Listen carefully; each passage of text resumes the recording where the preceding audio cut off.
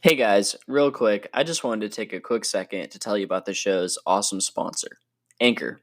Back in 2019, when I started this podcast, I didn't know much about podcasting at all. Luckily, I came across Anchor. If you haven't heard about Anchor, it's the easiest way to make a podcast. Let me explain. It's free, it has built in creation tools that allow you to record and edit your podcast right from your phone or your computer. Anchor will distribute your podcast for you, so it can also be heard on all the major platforms, including Spotify, Apple Podcasts, and more. You can also make money from your podcast with no minimum listenership. It's everything you need to make a podcast in one place. Download the free Anchor app or go to anchor.fm to get started now. Hello, everyone. Welcome to another edition of the 805 Uncensored, podcast about politics, music, history, spirituality, and more. I'm your host, Jordan, and if this is your first time tuning in, thank you and welcome. Today on the show, I have another musician and anarchist joining us. Welcome, Greg Cloudz. Thanks so much for being here, man. Hey, what's up, bro? I appreciate you for having me. Yeah, anytime. I'm sorry we had some schedule complications, but we're finally able to get here. Well, can you tell my listeners a little bit about yourself, your political leanings, and some of the music that you produce? I'm a post-left anarchist, which is right here. I would read the definition of it. Post-leftism anarchist is an ideology that critiques the left from a more radical viewpoint, advocating for a range of ideas such as insurrectionism, individualism, egoism, accelerationism, voluntarism, anti-civ. And then basically this is my interpretation of anarchy in general. It's to live in a society with no human beings ruling over other human beings, where one can make a decision on their lifestyle without a higher authority telling them what they can and cannot do. If one would like to live in a commune, one can. If one would like to live alone, one should. If one would like to do volunteer work for goods with other individuals or communes, it should be acceptable. Okay. Basically. Very cool. How did you first become interested in anarchism and radical politics in general? Does it have to do with like your music upbringing or?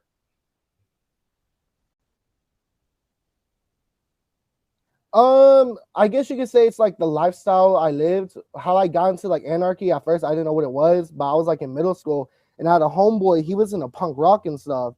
And so we would listen to it and I would like be like, oh, anarchy, what's this? And I looked into it and I just agreed more and more the more I looked into it and how like shitty capitalism is. I lived on the poorer part of my side of town, so I would see a lot of people going to work plus 40 hours. They'd come home, they barely would have enough for rent, barely have enough for food, and they would just have to either resort to crime or just working until they're like zombies, basically. And I was just like, yeah, like capitalism ain't it. We need something like. Yeah, absolutely, man. You said this was like your teenage years, correct? Yeah, it was my teenage years when I first got started in anarchy. I was 15. I'm 25 now. So I've been an anarchist for 10 years now. Very cool. Who would you say that some of your like intellectual heroes are, or people that have inspired you in the field of anarchism? Yes. One person I would really like to tell you about is Paul Z. Simons. Here's his book right here. I don't know if the readers would be able to see, but this is him in his book, A Full Fighting Heart. And here, let me read you my notes right here. The author that got me into post-left anarchy was Paul Z. Simons, A Full Fighting Heart, a book of his memories and writings. Topic in the book I found interesting was John Brown's body, which I'm going to read you a little story now of like, a part of the book. Big time fan of John Brown. John Brown's body. A man named John. Oh, yeah? I mean, how could you not be, man? Was a man raised in a household where he was taught to despise. For real, bro. Like, it was just based what he did, bro. Shit, you're right, I'm a fucking racist and shit, fuck them. I know, like, it's just such a fucking crazy concept to be like a radical abolitionist. Like, what the fuck are you talking about? It's radical to be pro-slavery. For real. John Brown did nothing wrong. It's fucked up, man. No one should roll over nobody. I despise that shit.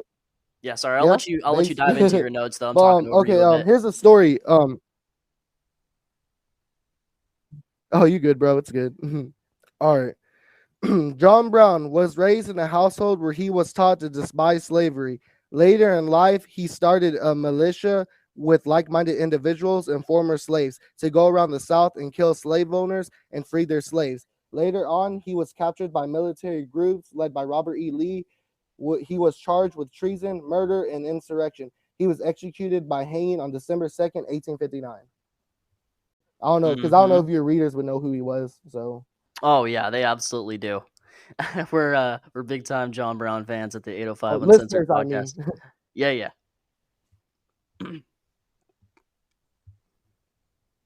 Yeah, go ahead. Sorry. Oh no. You go ahead, Ben, because this is another story, but I can wait on the story. I was just gonna say, like, who are some of your primary like musical influences, like outside of politics, as it relates to anarchism, punk rock, etc. Oh man, that's a lot. Okay, man, that's a lot. Anti-Flag, I really fuck with Anti-Flag. It's a punk rock band. Let's see, The Exploited. I really fuck with The Exploited. Sex Pistols, Subhumans, Dead Kennedys. I just love punk rock, bro. Like I'm telling you, punk rock got me into anarchy. So like I listen to punk rock religiously.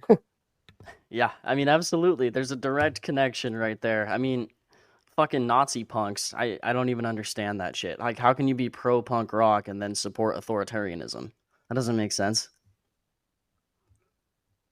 Yeah, I never got that. And like here in Texas, there's a lot of people who like punk rock, but then they're all like, they have Republican values and stuff. They're all like pro Trump and shit. And I'm like how do you call yourself a punk? Like it just makes no sense. I can't. Doesn't make any sense, bro. Did you see like a year or two ago there was that video of a bunch of Trump supporters that were just dancing to Rage Against the Machine? Won't do what they tell me. As they're fucking just dancing around, holding Trump flags, supporting the state. I'm like, you guys are such clowns. Or the classic it's just conservative, like, the classic conservative thing that you always see is like people will have the thin blue line sticker right next to "Don't tread on me." So like, which one is it, bro? Are you pro police or are you pro freedom?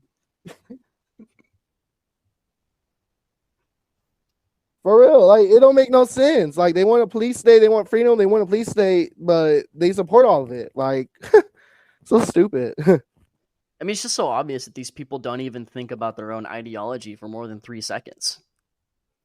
Like that's all it would take is for you to actually, have some degree of critical thinking where you're like, hey, wait a second. These are oxymoronical messages. This doesn't make any sense. But once again, you would have to have a moment of clarity. You would have to step outside of your own ego and be willing to admit, hey, maybe I'm wrong. Maybe I'm being brainwashed right now.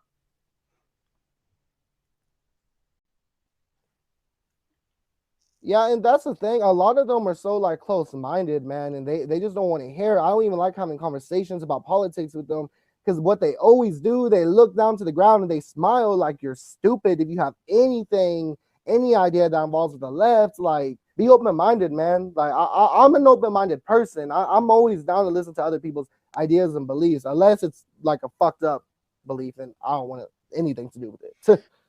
Yeah, fair enough. I mean, you can't dive into debates with people who are unwilling to accept reality and who are also unwilling to debate in good faith. Meaning they're either just going to attack your character or they're going to gaslight all of your positions. That's not somebody that you could ever engage in productive discourse with.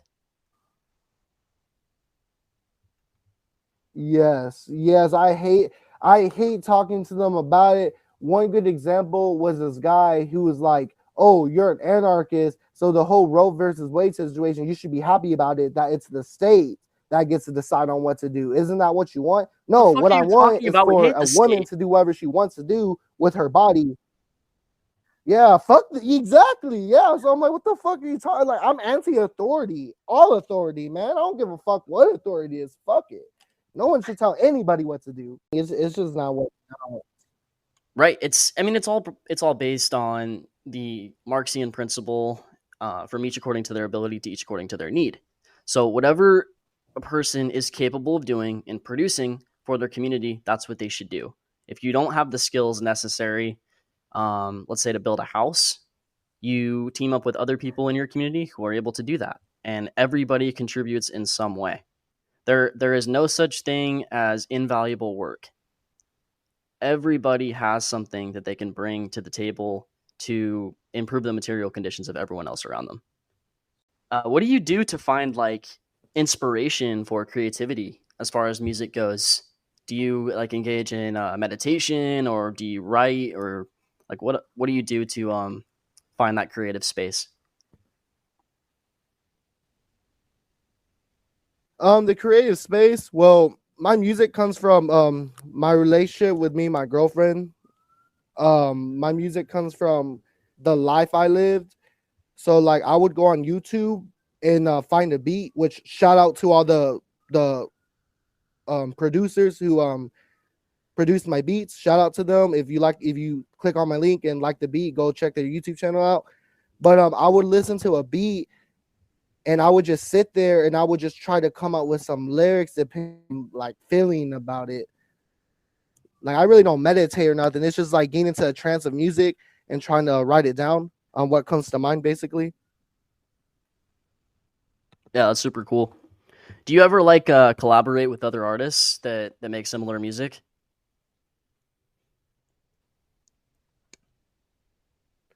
No, I don't. I would really like to, but unfortunately, I'm a loner. So like doing stuff with other people, it's just like it just really don't catch my attention. I like really working alone, but I would be down to collaborate with somebody if they make the same music as me and same like music ideas. One reason I work alone is just so many people have other ideas and stuff. It's just kind of hard to have to like do something with someone when you have different creativity ideas. Yeah, I can definitely relate to that. That makes sense. Yeah. What would you say that some of like your primary goals are in making your music? Do you just do it like for yourself? Do you do it for your fans, or like where exactly would you say like is the benchmark for your music career? Like what are you trying to get out of all this?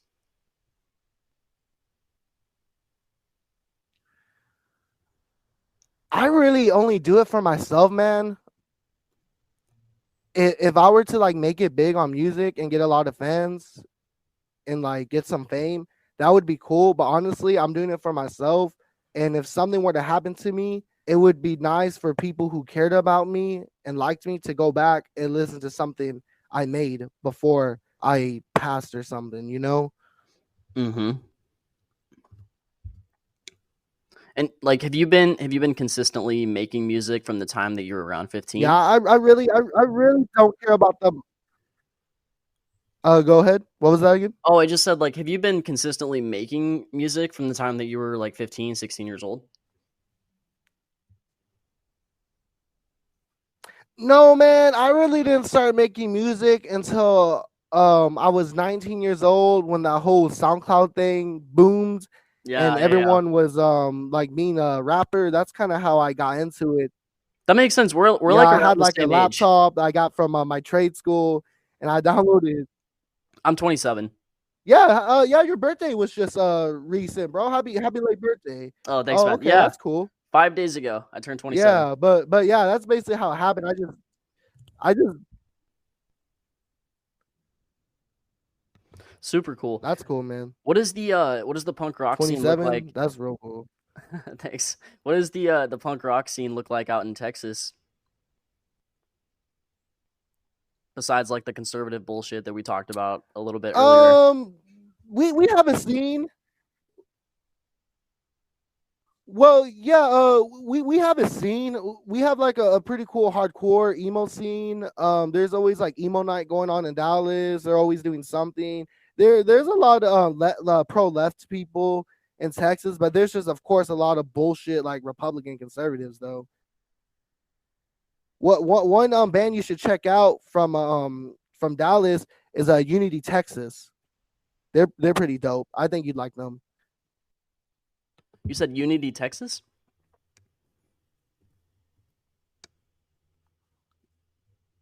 Yeah, Unity Texas. It's a hardcore kind of like punk band from Dallas. They're pretty dope. Hell yeah, I'm gonna write them down. I'm always looking for new music. Yeah, dude, I've talked to of quite a few punk rockers on here. I could definitely introduce you to some people if you want to like just chat about music or Uh, fuck if it leads to making music as like a collaboration process, that would be cool. But just like I could I could introduce you to some members of the community out here in California. hey, yeah, I'd be down. Yeah, it's dude, Oh, okay. Yeah, I'll I'd be down say for that, bro. I'll say this, like it's since I've been a podcaster like full time since 2020, one of my overall like favorite aspects of this entire thing is one, just meeting people from all kinds of different backgrounds, but also when I do like panels, when I talk to multiple people at once, like artists, podcasters, whatever kind of content creation they're involved in, it's cool when I'm able to set them up to where they can collaborate together and that they can work on future projects. That always makes me so. That always makes me feel so good. I've seen that like multiple times now, where it's just like, oh wow, two of my favorite content creators are either making music together or they put out a podcast together. It's just it just feels really good. Huh. Yeah, no, yeah, that's good. Bringing people together, bringing music together. Yeah, like music's just a beautiful thing, bro. It brings people together, brings a lot of like ideas together. Like, yeah, I love music, man. That's like my biggest thing I like to do in my pastime. Is just smoke a blunt, put on some music, and chill, bro. Yeah, dude. What are you smoking on right now? Are you like a flower guy? Or do you do dabs?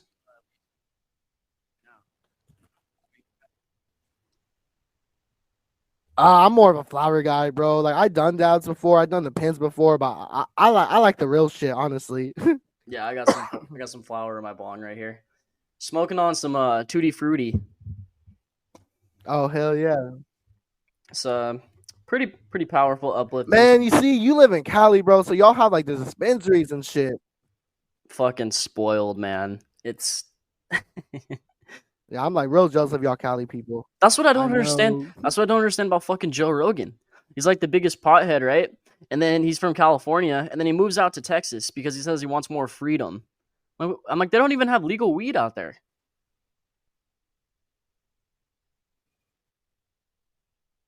Bro, like you know what's stupid? They'll be like straight up Republican people and they be sitting there smoking a fucking joint. Like like Because y'all so goofy. well, Like it's funny, bro, because there's this like running joke that all like right wing libertarians are just Republicans that smoke weed.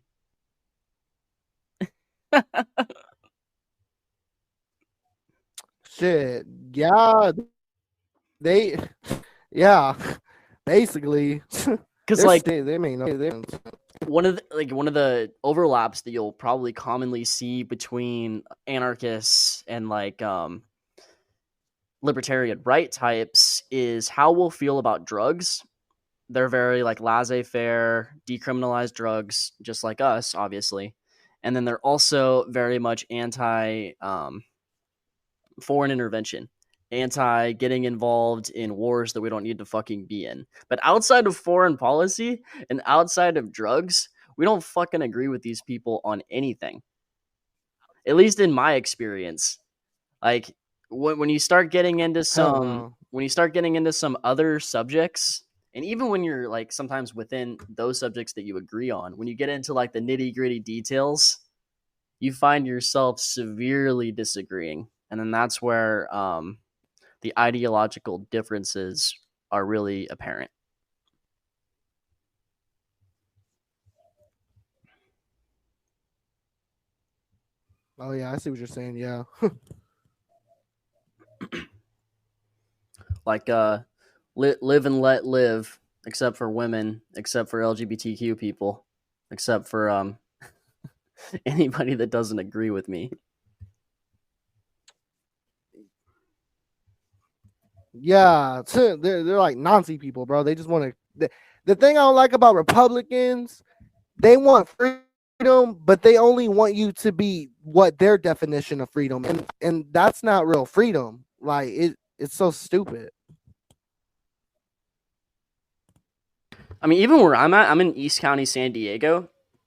There's all kinds of fucking conservatives around me. It's San Diego itself is probably like, how would I describe this? Like liberal, but like kind of a right wing liberal. It's because we have so many veterans in the city. San Diego is a very heavy military town, and there's also quite a bit of money in the city, and so that Oh, naturally will make people a little bit more conservative, like economically speaking. But where I'm at, it's definitely like the height of that. Like you see fucking "Let's Go Brandon" signs. You see like we need to hire more cops. You see all kinds of just right wing fascist propaganda. oh, And people don't think of that when they think of California, bro. But I'm telling you, it's here. hell Like no. you just it's not all fucking San For real, I'm Francisco. surprised. I'm surprised you telling me that. People need to hear this, bro, from other states. Like California's got some fucking conservative ass areas. I mean, the KKK was strong here like 100 years ago. There were Klan meetings in San Diego and Orange County. Oh yeah. Yeah, man. The nearby Oh town damn, to I did me, not know none of that. nearby town That's to me is crazy. called Yeah, like here in my hometown, here.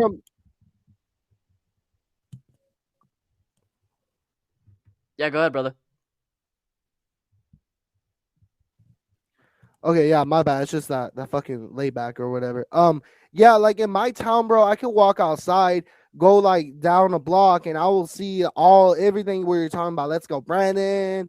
Black back to blue, Trump 2024, and it's just like, oh, like just makes you want to just take that shit down and burn it, bro. Like, Dude, yeah, speaking of taking shit down and burning it, I was in the parking lot today just of my local grocery store. And this fucking asshole pulls up in his truck and he's got this like three giant American flags. And I'm like, bro, the sexual tension between me and a Molotov right now is so goddamn strong. I just want to fucking take those flags and just light them on fire so bad. I can't even comprehend people that are like proudly flying the American flag.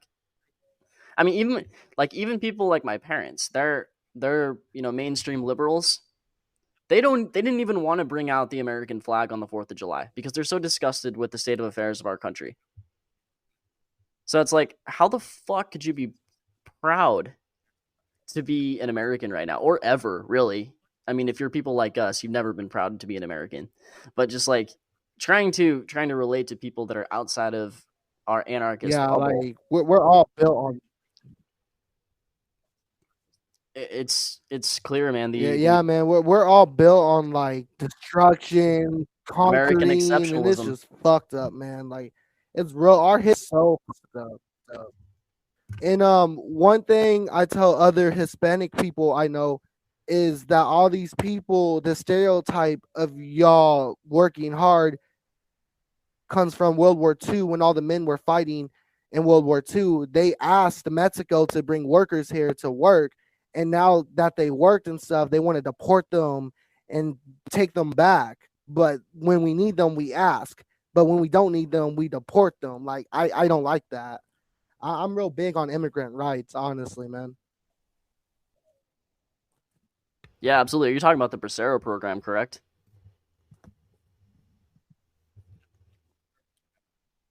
Yeah. Yeah, that's what I'm talking about.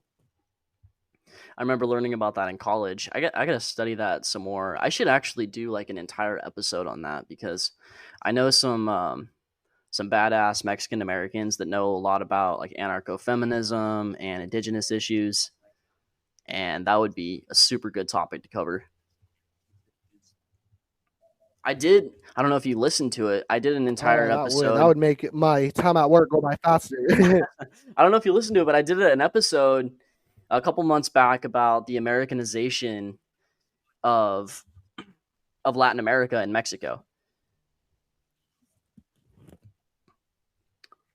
Yeah, bro, that was the first episode of yours I listened to, and I'm like, hey, and I learned some shit from that, man. I learned about how Coca-Cola basically colonized Mexico and stuff like that. That was a real interesting episode. Coco, like anyone listening yeah. to it right now should listen to that. Yes, please, thank you.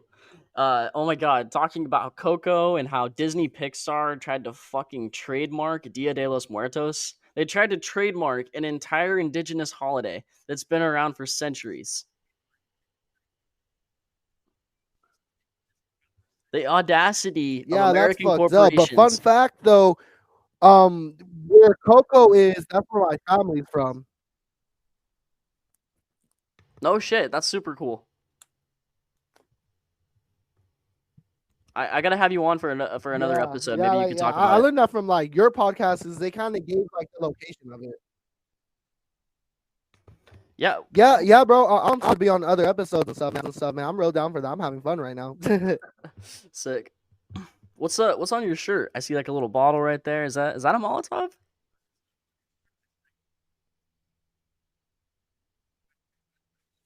Oh no, it's kind of like a little party shirt. Oh, okay, fresh Found it vibes. at like a thrift store, That's and sick. I cut it. I just got like this the skeleton. Yeah, I here. like doing a lot of like DIY like clothing and stuff like that. Oh, Super hey, cool. that's dope. It says left on red because that's story of my life.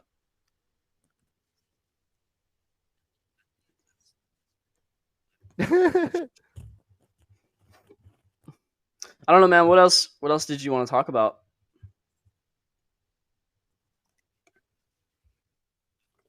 In my notes here, I have I have some other things I want to read. And one's I kind of like an essay I kind of wrote. But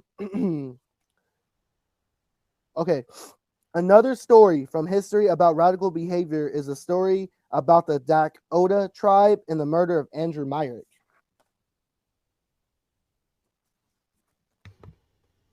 Andrew Myrick was a trader who operated stores in southwest Minnesota, where he traded with Native American reservations. In the summer of 1862, all of the crops failed to grow and the land was overhunted. Also, the Dakota missed annuity payments. Many of the Dakota people were starving. They pleaded with Andrew to sell them food on credit. He refused and told the people to eat grass. A few days later, on August 18, 1862, during the start of the Dakota War, Andrew was found with his head detached from his body and grass stuffed in his mouth. Like I've heard that story before. So fucking awesome. I'm glad you shared that.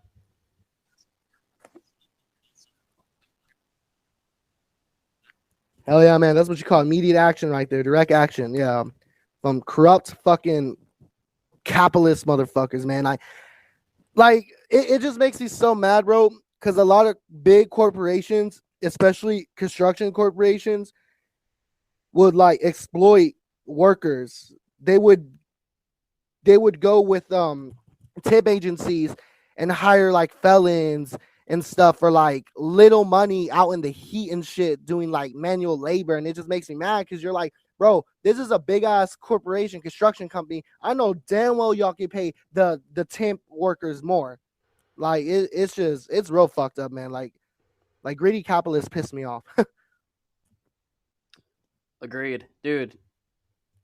I mean, it's just getting worse. Like, we're rapidly dissolving into full-on late-stage capitalism. I mean, I saw a post the other day from Vice News. I had to make sure this was real. I thought this was the fucking Onion. In the state of North Carolina, they had a sign put up where they were asking for volunteers to work at Chick-fil-A for 5 chicken sandwiches an hour. I'm like, how the fuck is this real? Was that real? I saw that. I didn't know it was real though. It was, dude. I verified it. Like, I heard that shit on a radio station. I thought it was the Onion, but no, dude, it's real. fucking That's wild. bullshit. But you know, man, that's been going on though. Cause I remember working when I was younger, working with like not so fortunate people who don't have work visas or nothing. Some of these people will hire these Hispanic immigrants to build all day in the heat, and then they'll come out and try to pay them with fucking gift cards for McDonald's and shit. And it's and like they really can't do anything about it. Like, and it's just fucked up that people they take advantage of people and they use them and they leave them dry. Like, how do you sleep at night? And it pisses me off because those are the people with like crosses and they go to church every Sunday. Like, y'all some fucking hypocrites. Jesus was a brown-skinned communist who loved the poor and hung out with prostitutes. Yeah, and drug addicts, and he fucking questioned authority. But these dumbass Republicans don't want to preach none of that in church. Like, White, it's that's one white reason I really don't like going to church, man. They want to sugarcoat the Bible and only like Christo-fascism. I mean, that's where we're going into. It's just a full-on fucking theocratic movement from the right wing. Oh yeah, yeah. Yeah, like the whole Roe versus Wade thing, like that comes from like Christians wanting to fucking control people. Like, I'm a Christian, but like I hate the whole like trying to control people, forcing people into your beliefs. I don't fuck with that. That's bullshit right there. Yeah, 100%. Like, I'm all for religious freedom, people being allowed to, practice whatever, as long as they're not forcing it down people's throats and they're not directly or indirectly causing harm or violence to people. And that's what we're seeing. This is causing harm to people. Yes.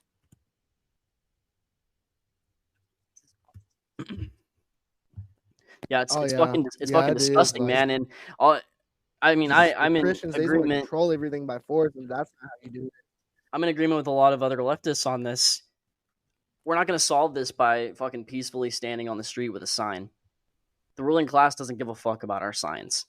The ruling class responds to either violence or the threat of violence. Not saying that we need to kill people, but when politicians are afraid of being killed, that's when they act. When they're so terrified of their constituents, when they're so terrified that the people will burn this shit down and kill them if they don't get their rights back, that's when shit changes. Shit does not change when you ask fucking nicely with your cute little sign on the side of the street. The ruling class laughs at that. Man, all they do is stare at those signs and laugh at it, man. Yeah, like there's pictures of that one protest that was going on, Occupy Wall Street, and there's pictures of the billionaires just spitting on them, laughing, giggling. Like, bet y'all won't go down there and fucking laugh in those protesters' face. Like, shit. I know, and like, this is particularly an American problem, right? Because when you look at protests around the world, like France knows how to fucking protest, man.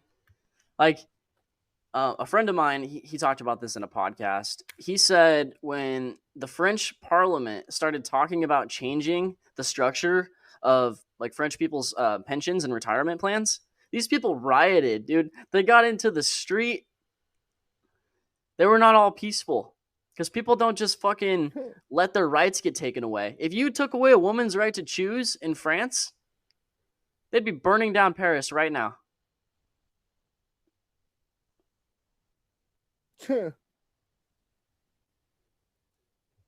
It's lip service from the left, from liberals. I always look at like little riot protest videos on YouTube about the protests in France and stuff like that. It's real crazy what goes on. Spraying like horse manure all over. Like you said, that's how you make the higher class listen. Exactly. In the United States, Americans are so afraid of politicians that politicians have the complete upper hand. In the vast majority of the world, it's the opposite, where politicians are afraid of the people. And so the people, guess what? Their material conditions get lifted up. They have much better standard of living because the politicians are damn well aware that the people will not fucking tolerate anything else.